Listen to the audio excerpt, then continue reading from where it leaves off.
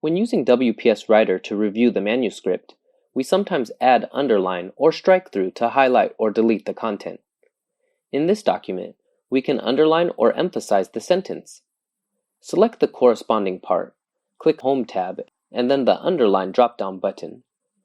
Then we can change the types and colors for the underline. For more underline styles, click More Underlines to bring up the Font dialog. In the category of All Text, Underline Style, we can select More Other Effects.